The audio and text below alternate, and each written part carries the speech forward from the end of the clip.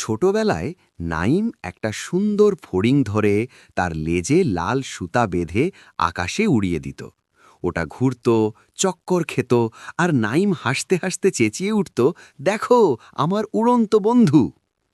সেদিন নাইমের চোখে ছিল শুধু আনন্দ, কিন্তু সেই ফড়িংটা তার ছোট্ট ডানায় যে কি ঝড় বয়ে যাচ্ছিল সেটা নাইম কখনো বুঝতে পারেনি।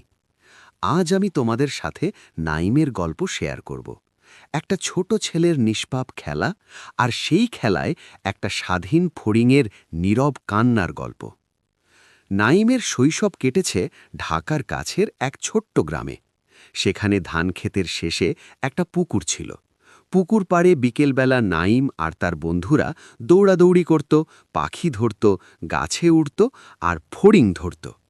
ফড়িং ধরা ছিল নাইমের সবচেয়ে প্রিয় খেলা। নাইমের মা বলতেন, ওদের ছেড়ে দে বাবু, ওরা আকাশের স্বাধীন প্রাণী। কিন্তু নাইম শুনত না, সে তখন ছোট, তার কাছে ফড়িং মানে শুধু একটা খেলনা। বড় হয়ে যখন নাইম সত্যটা জানল, তখন তার বুক ভেঙে গিয়েছিল। কিন্তু সেই গল্পে যাওয়ার আগে চলো জানি ফড়িং আসলে কে, এই ছোট্ট প্রাণীটার জীবনটা কেমন।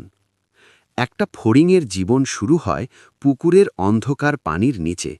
সেখানে সে থাকে একটা লার্ভা হিসাবে, ছোট্ট কিন্তু খুব শক্তিশালী শিকারী।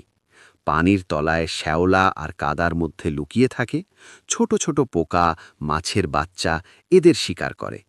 বছরের পর বছর পানির নিচে, অন্ধকার, ঠান্ডা, নীরব। তারপর একদিন সেই মুহূর্তটা আসে। লার্ভা ধীরে ধীরে পানি থেকে বেরিয়ে আসে, একটা পাতার উপর উঠে বসে। তারপর তার পুরনো খোলস ফাটতে শুরু করে। এটা তার জীবনের সবচেয়ে কঠিন মুহূর্ত। পুরো শরীর কাঁপে, ভেজা, নরম, দুর্বল। কিন্তু আস্তে আস্তে ডানা বেরিয়ে আসে, ভেজা ডানা, কুচকানো, ছোট। সে অপেক্ষা করে, ঘণ্টার পর ঘণ্টা। সূর্যের আলোয় ডানা শুকাতে থাকে। তারপর সে প্রথমবার ডানা মেলে ধরে, আর সে ওড়ে। সেই প্রথম ওড়া, আকাশ, বাতাস, সূর্যের আলো সব যেন তার জন্যেই অপেক্ষা করছিল। ফড়িং কিন্তু সাধারণ কোনো পোকা না, তার চোখ দুটো অসাধারণ। প্রায় ৩০,০০০ ছোট ছোট লেন্স একসাথে কাজ করে। সে পুরো আকাশ ৩৬০ ডিগ্রি একবারে দেখতে পায়। পেছনে কি হচ্ছে, পাশে কি হচ্ছে, উপরে কি হচ্ছে, সব। তার ৪টে ডানা, প্রতিটা আলাদা আলাদা নিয়ন্ত্রণ করতে পারে। তাই সে সামনে যেতে পারে, পেছনে যেতে পারে, এক জায়গায় স্থির হয়ে ভেসে থাকতে পারে, আবার হঠাৎ দিক বদলাতে পারে। হেলিকপ্টার হেলিকপ্টার ফড়িংয়ের কাছ থেকে শিখেছে। সে খুব চালাক শিকারী। কোনো মশা দেখলে মাত্র ৫০ মিলিসেকেন্ডে সিদ্ধান্ত নিয়ে ফেলে। একটা চোখের পলকেরও কম সময়ে শিকার ধরে ফেলে। তার সফলতার হার ৯৫%। দিনে শত শত মশা খায়। যে মশাগুলো গ্রামের মানুষদের ম্যালেরিয়া আর ডেঙ্গু দেয়, সেই মশা সে খেয়ে ফেলে। ফড়িং আমাদের বন্ধু, আমরা জানি না, কিন্তু সে আমাদের রোগ থেকে বাঁচায়। সে আকাশের এক স্বাধীন যাত্রী। তার জীবনটা যেন একটা উড়ন্ত স্বপ্ন।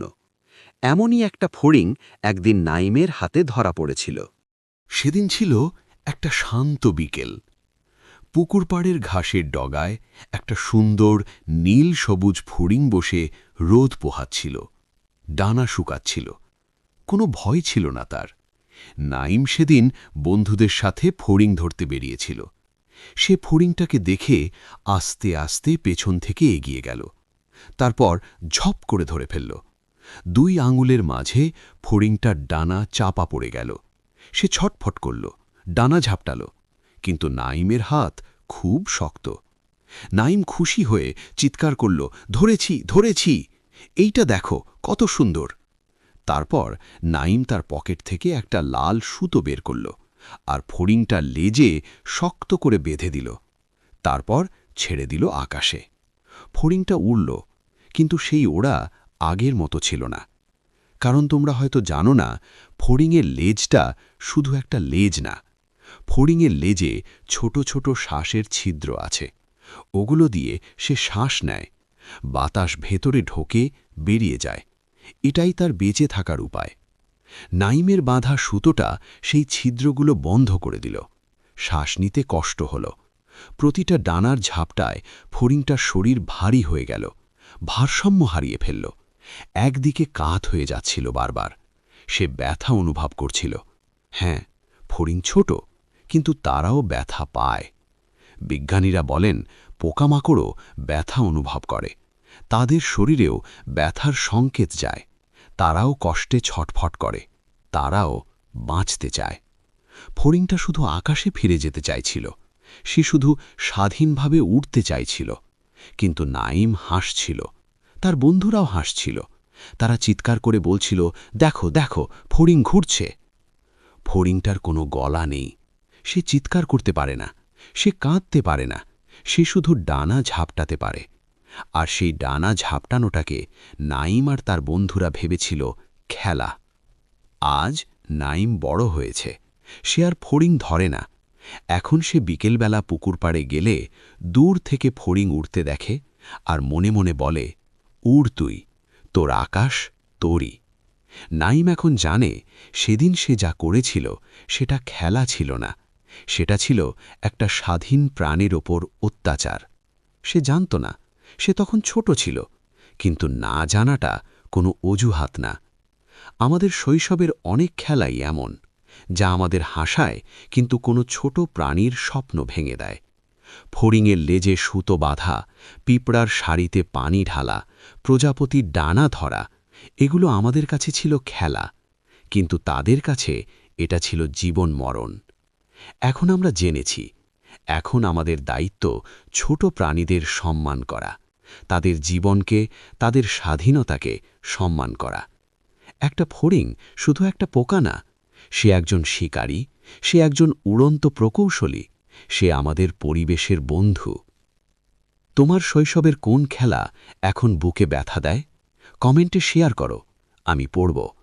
ভিডিওটা যদি তোমার হৃদয় ছুঁয়ে থাকে, লাইক দিও, শেয়ার করো তোমার পরিচিতদের সাথে, আর চ্যানেল সাবস্ক্রাইব করে পাশে থেকো।